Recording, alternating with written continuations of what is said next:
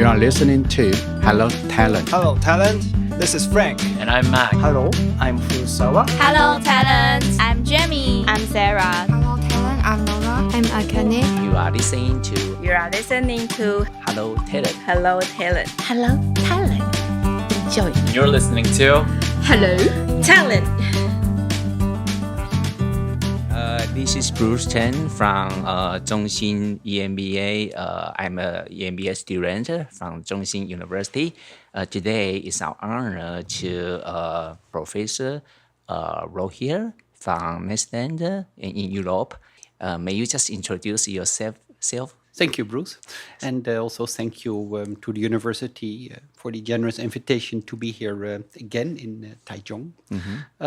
Yes, my name is Rogier Busser from The Hague in the Netherlands. And I'm currently working at the Hotel School, The Hague, a management and business school specialized in hospitality education. Thank you. My professor, Dean Rogier, she gave me your resume and read your resume. Kind of very interested because I read one of your education background. You finished your university studying in Japan, Kyoto University. It's kind of very unique to me because you are from Europe, but why you decide to go to Japan? Can you talk about this? Of course, Bruce, thank you for the question. When I studied in the Netherlands, I studied actually both economics and Asian studies. That's like area studies. So we learn about certain areas. And for me, it was East Asia, particular Japan. And I tried to combine studies of Japan and economics. And in those days, that was in the Netherlands not so easy to combine because in, let's say, Japanese studies department or area studies, there was not much attention for economics. And in economic faculties, there was not much attention for economies outside of Europe or outside of the USA. And I was very lucky that I won a prize, an essay prize. I wrote an essay and the Japanese embassy gave me a trip to Japan for about 8 days when I was an undergraduate student. And I think then I fell a bit in love with Japan. Wow. They showed us the most beautiful places in Japan. Well, you know, all of them, of course. And since then, I got more interested in Japanese economic development. So I was able to get a scholarship to first, as an undergraduate student, go to Japan to study economics in Japan, also in Japanese. So we learned some Japanese language. And then when I graduated from my university in the Netherlands, I got another scholarship from the Japanese government to pursue my graduate studies there. And actually in those days, we could not choose the university. So the Japanese Ministry of Education decided where we should go. And they placed me in Kyoto University.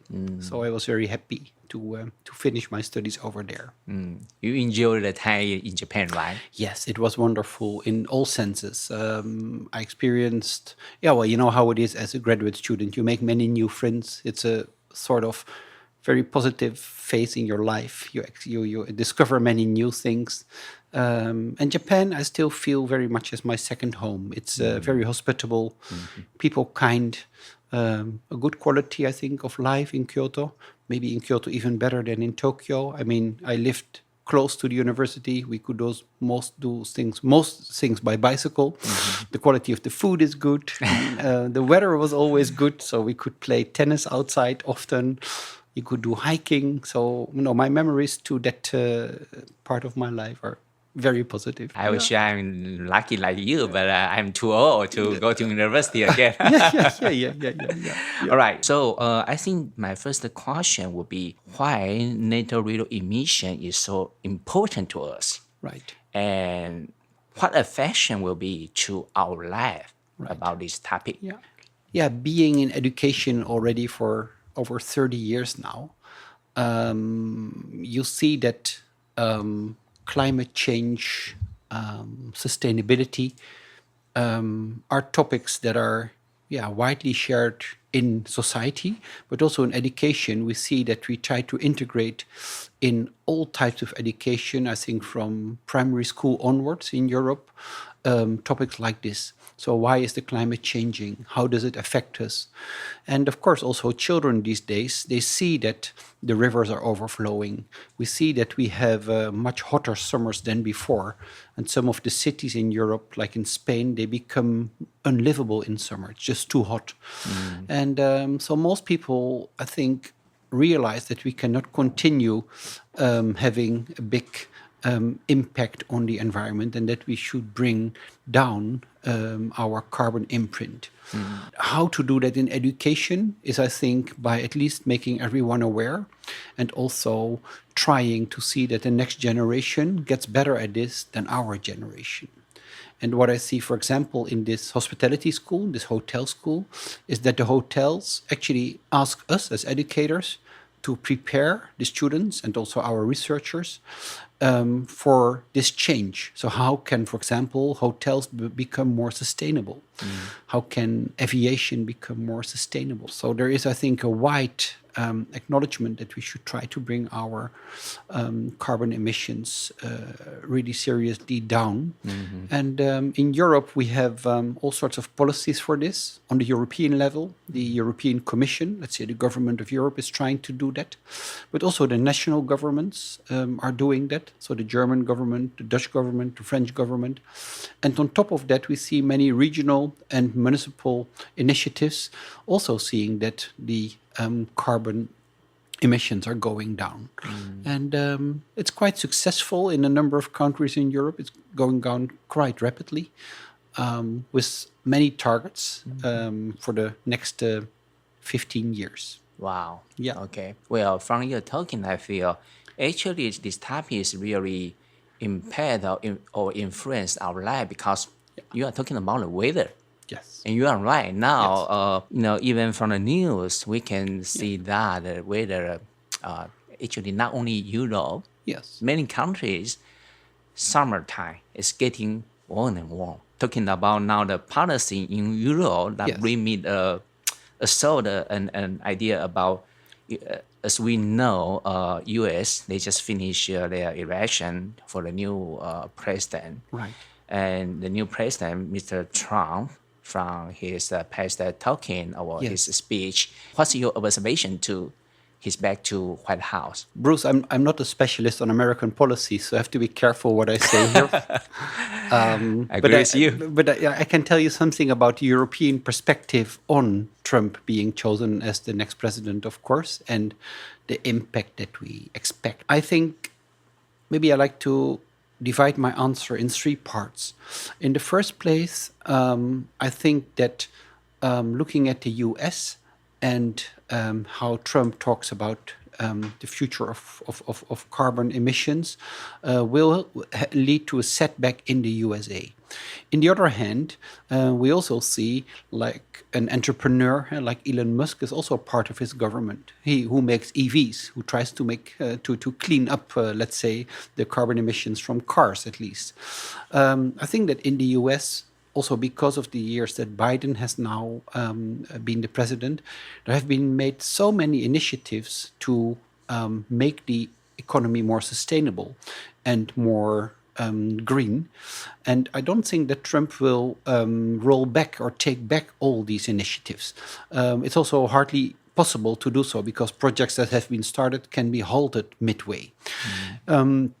Secondly, I think that as the U.S., of course, is a federal, there's many federal states, that some states will continue and maybe intensify even bringing carbon emissions down, like California, while others might fall behind.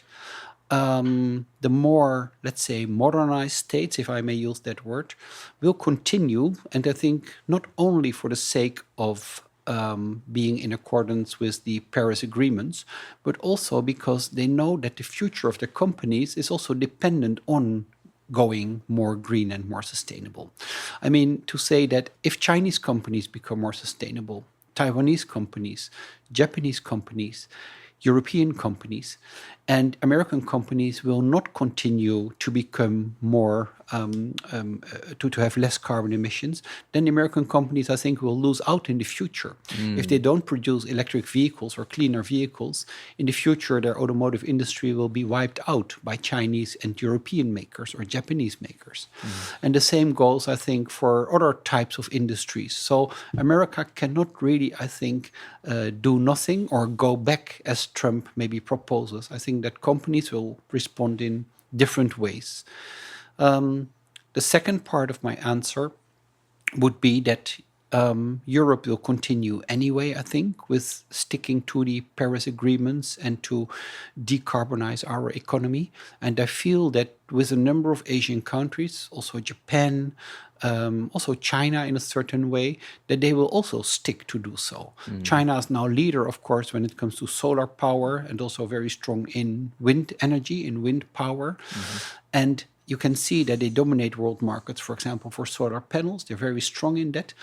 And I also think that if Europe doesn't continue, that Europe will also lose market share in many markets. And that I say that because China is really looking also for more South-South trade. So China is getting closer to many African countries, to many Southeast Asian countries, even to Latin American countries, to Middle Eastern countries. So if US and Europe will not continue to decarbonize, I think that China will even gain quicker market share and market access in many parts of the world. So in that sense, I think we don't have to be that worried about Trump. Basically, it sounds like citizens in the world actually their support or their design actually can kind of influence the decision of the government. We need to kind of support this more, right? Right. So the government, they can hear us to support this policy, which is good to the our Earth, right? From your point of view, will this sustainability running bring more business to the companies? I think that both in on a national level and on European level, what I see, there's more and more pressure on companies to decarbonize. This will lead to many new technologies. I think on the one hand, energy-saving technologies. On the other hand, totally new technologies. And those businesses that are able to adjust and to invest, I think will have a very bright future. But the worry is, of course, that many smaller companies, in particular SMEs, might not have the financial means to make that transition to a more carbon neutral type of production. And what I see in Europe is that the European Commission is trying to think out schemes, subsidy schemes, to both help, let's say, regions that are lagging behind. So in Europe, of course, we have the rich countries like Denmark, Sweden, the Netherlands, Germany, but we also have poorer countries like Bulgaria, Greece, Romania. Also, those countries should, let's say, have a much cleaner agricultural sector. They should also decarbonize their agriculture. And we also see that in the richer countries, like in Germany and the Netherlands, the large companies, maybe like the BMWs or the Benz, the Mercedes-Benz, they're able to make electric cars and to make the transition. And they're also helped by the government. But how to reach all those smaller German and Dutch companies that maybe do not have the financial resources to invest in cleaner equipment? And there we see that, let's say, financing the transition towards a decarbonized economy takes a lot of investment capital. If we can reach everyone who needs that investment capital, that I'm not too sure about, and that's one of the things that makes me worry. So it sounds like technology improvement will be a very important role. All right. Okay. So from your observation, what's the main challenge to run business in sustainability? I think the main challenge for businesses to become more sustainable is to remain profitable over the long run, of course, while implementing everything it takes to become more sustainable. And to seek that balance, I think that is different from industry to industry. But I also see, and that's not always visible in statistics, that everyone is working on it. Maybe I can give you one or two examples. Please. In the hospitality industry, that I now work for a hotel school, management school, we see, for example, that our students are now taught if they have to design a menu, let's say a three-course menu for a restaurant, that they have to, for example, be able to design the menu with 80% plant-based ingredients and only 20% meat or fish. Okay. So what will happen is if these students graduate and they open their restaurants, or they go to work in a big restaurant, or they go to work for a hotel, that they will be knowledgeable about how to make menus that are more plant-based. Traditionally, the chefs in our restaurants are very much meat-based. So in a European meal, the meat is always central. Yes. And then you have some vegetable and some potato or something else. This new thinking of let's say, having more sustainable food, so eating less meat, eating less fish, but substituting it by vegetables and by other types of food, that's really changing now with the current generation of students. And the funny thing is, for our chefs that teach in our school, it's not easy because they were trained with always meat in the middle of the plate. Yes. So you see that the next generation will be different in that sense. So I think the change is slow, but it's there. Maybe I can give you one more example. Our school organizes a challenge. We call it a Sustainable Hospitality Challenge. And last year, 72 universities from around the world took part in that. And there, the students from different universities get an assignment to make the hotels more sustainable. And I attended one of the semifinals, the one in Bangkok. And there, students from Vietnam win the first prize. What did they come up with? In the hotels, you have a lot of packaging of plastic. So for your toothbrush, for your razor, and for your soap. They collect all the plastics and they make the plastics into a different material. And that material is used in a tile, and they call it a kinetic tile. From the tiles, they put the tiles in front of the lobby, or in the lobby in the hotel, and in front of the elevators. And if the guests walk over the kinetic tiles, it generates electricity. So in this way, they try to see that the hotel uses less power from outside, but by using the plastic waste of the hotel, making that into tiles in which you can step on with your feet, you generate electricity. So again, they have now found an investor who will invest $250,000 in this concept to make it for hotels viable. So you can see that the next generation is thinking of how can you bring now the energy usage in hotels down. And this is just another example. So I'm quite optimistic with young people thinking about different ways of making it more sustainable. And of course, this will also lead, in answer to your question, to new business, because these tiles will have to be produced by a producer and they will also make a profit. So I am quite optimistic when it comes to this type of change. Maybe I can give you one more example. Please. In the hospitality industry, we throw away a lot of food.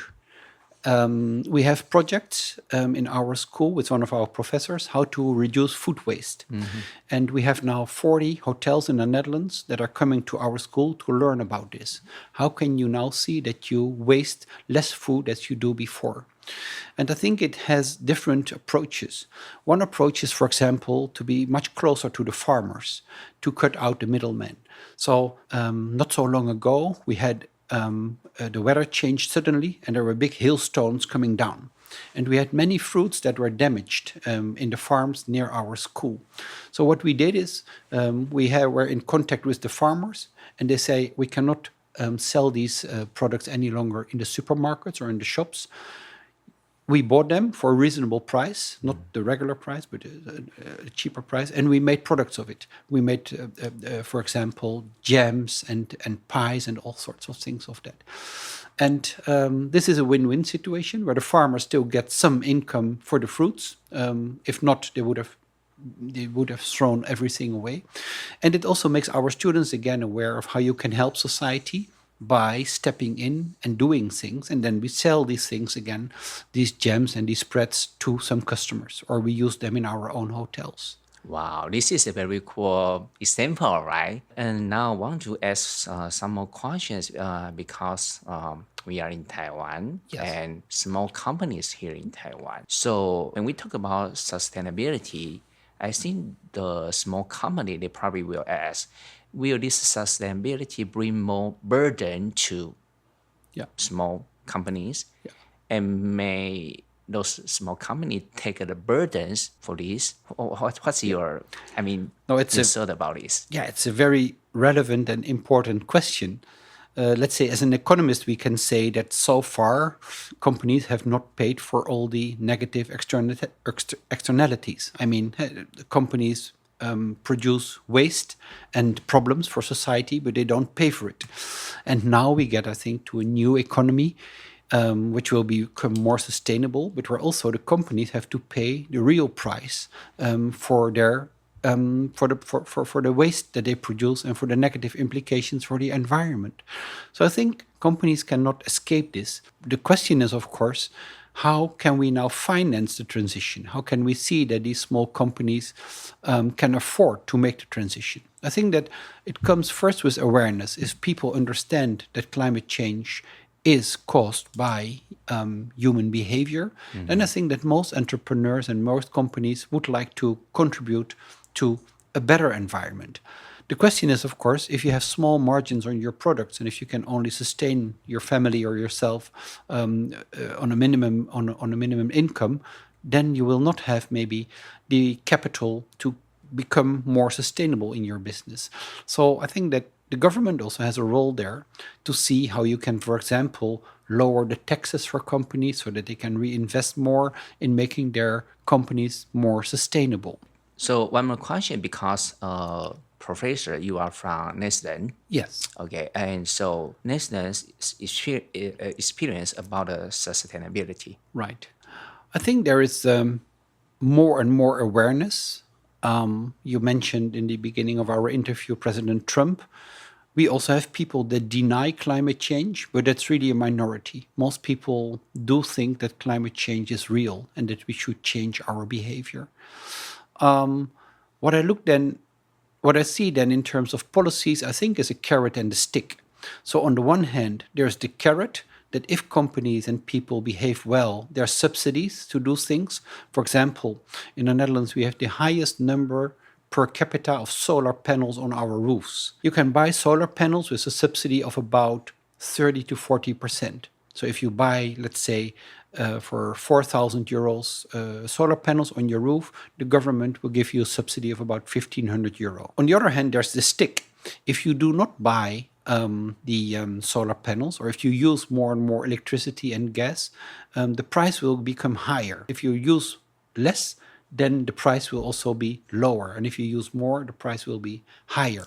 So on the one hand, the government forces you to use less energy, to buy a laundry machine or vacuum cleaner that uses less energy than before, to have solar panels, and to have insulation for your house, double glazing, floor insulation. We have also insulation for the roofs. And there's also subsidies for that. So you see a sort of carrot and stick approach, and that works quite well. Again, for the people who are economically not doing well, it's a problem. Because if you, let's say, are a retired person, your pension is not so high, and you live in your own house, and the house is not very well insulated, and you don't have the money to, let's say, construct a new roof, an insulated roof, or an insulated floor, or double glazing, then it might be difficult to bring your energy use down. So the government is also thinking of how to reach all those people and to help them out. But of course, there's also limitations to what a government can do, because government finances are also limited, and that has to do again with economic growth. If there's more economic growth, you can do more transfers. If there's less economic growth, I think it's always about the balance between the carrot and the stick. Maybe you remember under the previous German Chancellor Angela Merkel that she switched off all the nuclear power plants after the accident in Japan. Yes. And then the electricity prices and also the prices for heating your house in Germany went up tremendously because they had to import gas from Russia, which was much more expensive than the electricity from the power plants that they had by themselves.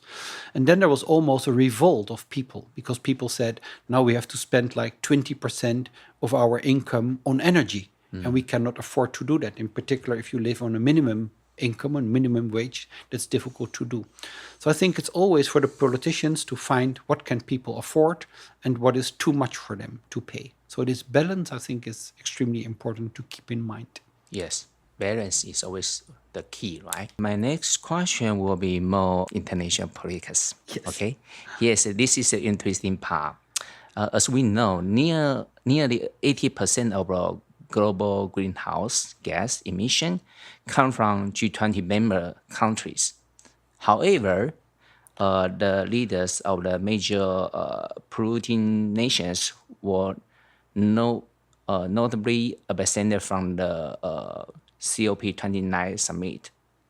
For instance, G20 leaders, including the US President, Chinese President, Indian Prime Minister, French President, Germany President, did not attend COP29. Moreover, with US President-elect Donald Trump repeatedly claiming that climate change is a hoax. Interesting, the word he used. Yeah. The uncertainties surrounding future US climate action has increased. Given this context, how strong is the EU's determination to continue implementing its 2050 net zero carbon goal, and how likely is its success? Yeah. What do you think about this Thank you, question? Bruce. That's a very intriguing and also difficult question to answer. I think this top in Azerbaijan was seen as a top in between two other tops. So it was not seen as the most important gathering by some leaders. On the other hand, big decisions were made when it comes to financing the decarbonization of the world economy. Let me come back to that in a moment. I think you're right. Many presidents were not there. The American, the Chinese, many European leaders were not there. What is important to keep in mind is that the commissioner for sustainability of the European Commission was there. That's an important person in Europe. By coincidence, that's a person from my country at the moment. That was a clear signal. I think that the outcome is quite not so negative as originally perceived. I mean, we are now going to see that the rich countries, the developed countries, are giving large sums of money to the southern countries to decarbonize or to become more sustainable. So I'm not certain if I agree that many leaders not being there automatically leads to the conclusion that we are now standing still, because Europe promised to continue its earlier plans. So we're not going to do less. China is not going to do less. I think that China is even doing more than we expected. I read some articles that already already next year, 2025, coal production and coal use in China will be down for the first time since decades. That was predicted to take only place, I think, in 2030. So they're 5 years ahead because they built so many wind parks, solar energy, and other infrastructure. So their president of China not being in Azerbaijan would, for me, not necessarily mean that they will do less on sustainability. And the same would go for Europe. What is, of course, I think, a big political problem is that developed countries are not always willing to transfer large sums of money to developing countries to make their economies more sustainable. And if we think about, for example, a country like maybe Indonesia, an example in this region, Indonesia still produces and uses a lot of coal. Australia not being a developing country, also uses still a lot of coal. And how to see that a country like Indonesia, which is still a relatively poor country, can make that transition. They would need help from Western countries and maybe also from China. And there I think that China can also take a bigger role. China in itself, I think, takes a big role in China decarbonizing their economy or making it cleaner, but they are not yet willing to transfer large sums of money to help other countries. So the money should come from the US and from Europe. And with China now being the second biggest economy in the world, they should also, I think, take more responsibility. And at the same time, I think China would say, well, our average income per capita is not that high, so we cannot transfer money to other countries to decarbonize their economies. And that's, of course, I think, a question we will see in the next couple of years. If China continues to grow and Europe has a low growth rate, Japan has a low growth rate, how to finance then the transition of developing countries towards more sustainable economies? Who should pay for that? And I think that is a political question that will come back to us in the coming years. I agree with you. It sounds very complicated. It is. But, well, this is, how to say that? It's kind of the pressure all the people live in this world need to face. No, we see, of course, that people in certain islands in the Pacific are already almost drowning. The sea levels is rising and they cannot live on their islands any longer. So these people have to transfer to other countries. So I think the climate change really impacts the life of many people very strongly. And maybe I can go back to my own country. The Netherlands is a very rich country. We also see that sea levels are rising. But we have all the capital, the financial capital, to build all sorts of protection against it.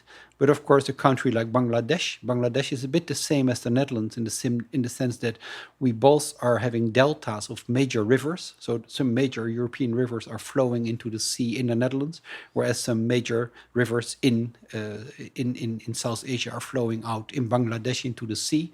So we also cooperate with Bangladesh when it comes to protection against the sea.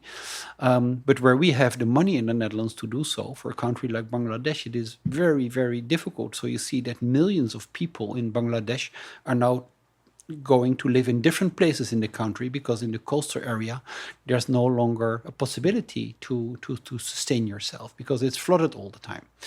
And I do think, Bruce, like you said, that we need to help those countries in finding solutions for that.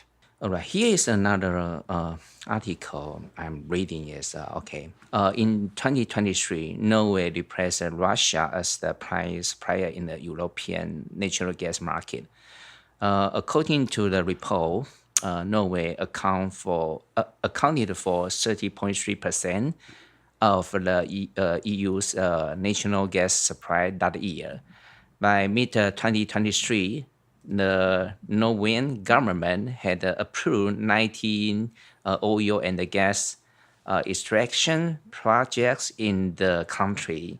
In early 2024, concerns arose that Norway's oil and gas industry might be affected by the climate change committee's recommendation to pause and issue new license, as the government needed to decide on its climate strategy.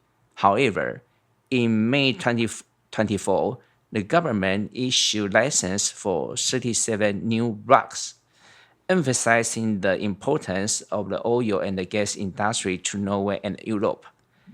Based on the news above, I would like to ask some questions below. First one, sustainability vs energy security. With Norway approving 19 oil and gas projects in 2023 and issuing 37 new licenses in 2024, how does the government balance its commitment to climate goal with its reliance on the energy sector? Please. Yeah, I think it's a very difficult paradox to solve. On the one hand, we want to decarbonize or have net zero emissions. On the other hand, we do not have, let's say, the renewable energy sufficiently enough to do so at once. And what happened then, indeed, is that when the Russians invaded Ukraine, the relationship between Europe and Russia deteriorated, and Russia did not want to provide us with any gas, and Europe did also not want to use the Russian gas because we would not like to finance the war indirectly because we support the Ukrainians. Yes. That's a different topic which maybe we should now not discuss, although I'm also open to do that. With, let's say, at once seeing that all the Russian gas, which provided a high percentage of energy to not only Germany but also to the Netherlands and also to Italy and to many other countries, we had to look for different resources of bringing in gas. We did that, I think, in several ways. For example, by bringing in liquefied gas from United States and from Middle Eastern countries, but also by importing more gas from Norway. Now, Norway, as you know, is a very progressive country. Norway likes to see itself as leading in development. It's a very small country by population. I think there's only 5 million people living in Norway, but they're also one of the richest countries in the world. And why is that? Because of their huge reserves of oil and gas and all the sales that they do. Gas is, of course, much cleaner than coal. So for Germany, using more coal would be worse than importing more gas. We see that in Germany, certain types of coals that are very polluting are still in use. If you compare that to the Netherlands, we use only gas to heat our houses. And we are now switching off our last coal-powered electricity generating facilities. That we will phase them out by 2028.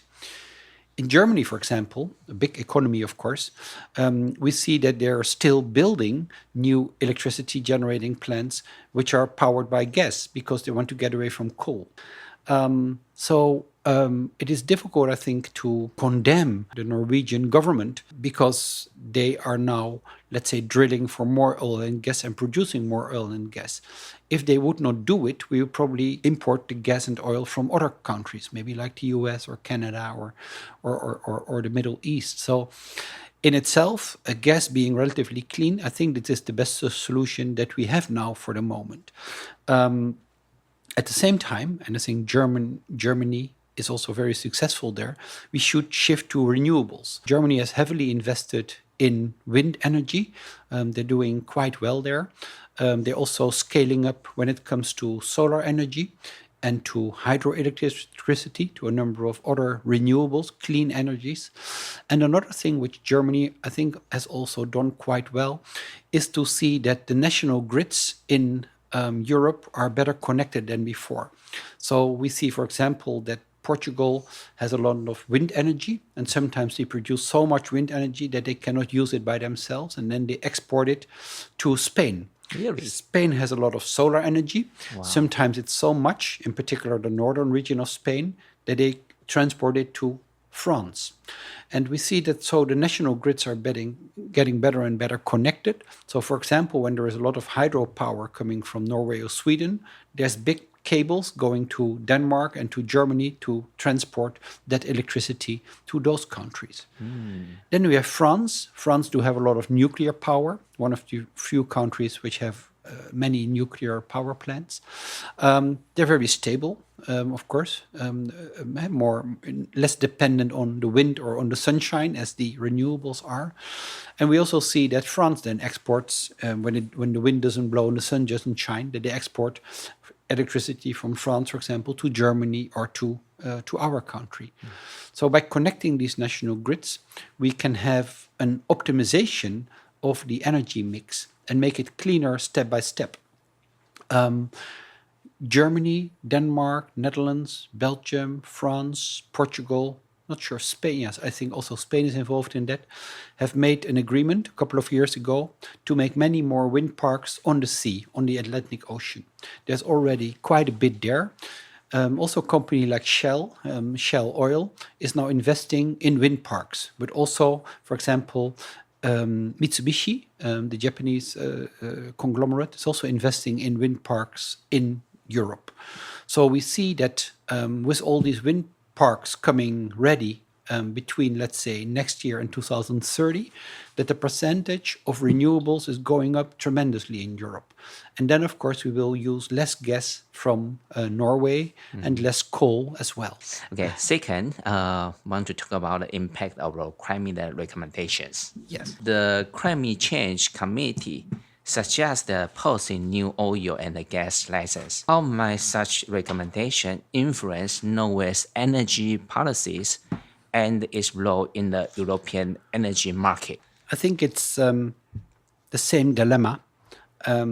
We have to move more to renewables, and we want to be carbon neutral by 2050. That would mean that we cannot use gas and coal any longer. For that, we need to invest heavily again in wind parks, in solar energy, in biomass, in hydroelectricity. And if we look at what's happening now, we see that most countries are a bit behind, but really going in the right direction.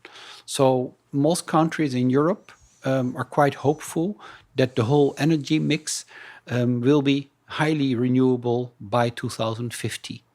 And in that sense, I think that you have to be patient sometimes a little bit, and also be flexible in temporarily use, for example, more gas or oil, until then these new renewables are ready on a larger scale. Maybe I can give you one or two more examples. This year, in 2024, Portugal, I think for about almost 1 month, 28 days, was able to use only renewable energy. So they didn't need any oil or gas for the electricity generation because of all the solar and the wind energy they have. And we see that every year for European countries, the number of days that they can sustain on renewables is going up. In the Netherlands, it's only about 10 days per year, but we see that every year it jumps from 10 to 12, from 12 to 14, from 14 to 18. So yes, we still do use fossil fuels like gas, oil, and coal, but we're getting less and less dependent. Okay, the third question, talking about future of Norway energy. Yeah. Given the ongoing global energy crisis and the climate change concern, what do you see as the future of Norway's oil and gas industry? Could we expect a shift toward new renewable energy investments? Norway, as you may know, has one of the largest pension funds in the world. So the savings of the Norwegian people for the retirement have led to a huge pool of savings. And Norway is really very generous also to its own people to decarbonize the economy. And you might call that maybe a bit a double standard. Last year, of all the new cars sold in Norway, more than half were EVs, were electric vehicles. So Norway had the highest percentage of new cars sold being as EVs. And that is because they also subsidize the consumers in buying an EV. And then, of course, you should say the energy being used by the EVs should be generated by renewables, because if you burn coal, it doesn't help very much if you drive an EV. And I think that's also for this part of the world very much true. You can drive, for example, in Thailand an EV, but if electricity is generated by a coal-powered old generator, you're still polluting a lot. But of course, the exhaust in the city will be less affected because you have clean energy, or you do not have exhaust in the city, but you will have the exhaust at the power plant. Now, to go back to your question about Norway, I think that Norway understands very, very well that fossil fuels like gas will be phased out. And also, if we think about, for example, the steel industry is a very polluting industry. But we do need steel. We do need cars. We do need steel for our building, constructing our houses. We do need steel for so many different objectives. So we cannot do without steel. But how are we going to see that steel production gets more sustainable? I think by, for example, making much more steel in Norway and in Sweden, where there's so much hydroelectricity. At the moment, most steel in the world is, of course, made by having coal and burning that coal to make the furnaces into a very high temperature to have the steel. We can now see that also with hydrogen, you can produce very high temperatures and make green steel, as they call it. The Swedish are now experimenting with that, and I think that hydrogen will be one of the solutions to become more sustainable as well. And of course, we see now projects in the Middle East, in Saudi Arabia, in Qatar, in Oman, where huge solar parks are being made, and the electricity is then being used to make hydrogen. The hydrogen is shipped, for example, to Europe, and we use the hydrogen to make steel. So that's sort of cycles that we will be able to build in the future, or that we're now building on. I think that will take care that in 20 years we will hardly use any gas or oil in Europe anymore. Maybe I can say one thing more from an economic point of view. Having those technologies, and then I also go back a bit to your first question, if we can make green steel in Europe, if European steel makers are able to do that, we will be able to lead the world also in those technologies. So I think it's not only a question of whether you want to apply these new technologies or develop these new technologies, but if American companies or Japanese steel makers, who are also very strong, will not go to those technologies, they will lose out in the future. So I think that this competition between companies from different parts of the world is essential for making the economy more sustainable, more carbon neutral. And I do think that American companies also realize this very much. My last question is of economic significance. How crucial is the oil and the gas industry to Norway's economy, and how does its significance shape the country's decision on energy policies? Yeah, I think Norway has been very dependent on oil and gas, and I wouldn't know the percentage of that industry to their economy, but it is very high, that I do know. But it's also one of the best educated populations in the world. They have an excellent educational system. Their people are very well trained. So the shift or the transitions towards a carbon neutral economy is definitely something they can do. And with all the savings that they have, and maybe they're a bit similar there to the countries in the Middle East that I just named, like Qatar, Saudi Arabia, also very rich, having large savings for the future. I think that these countries are able to invest in new technologies that will keep them very strong economies.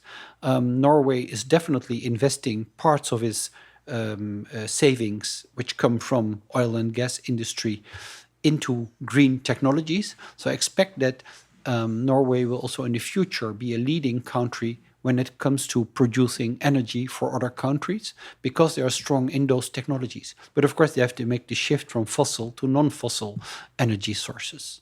Thank you so much for your answering. Well, I think time is almost up, and really appreciate your time to share your observation and your experience with us, Chung Hsing University. Just try to express our an honor to, and also appreciation to your acceptance to our interview today. And just look forward next time when you come over to Taiwan, we still can get a chance to interview with you. Okay? Thank you very much, Bruce, for the very pleasant interview. And again, it's my honor and pleasure to interact with you as graduate students and with the staff here at the university. So thank you so much. Thank you so much too. We really learned a lot today. Thank you. Thank you. Thank you. Thank you. Bye-bye. Bye-bye.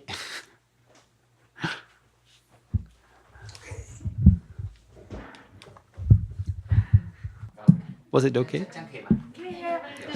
Was it okay?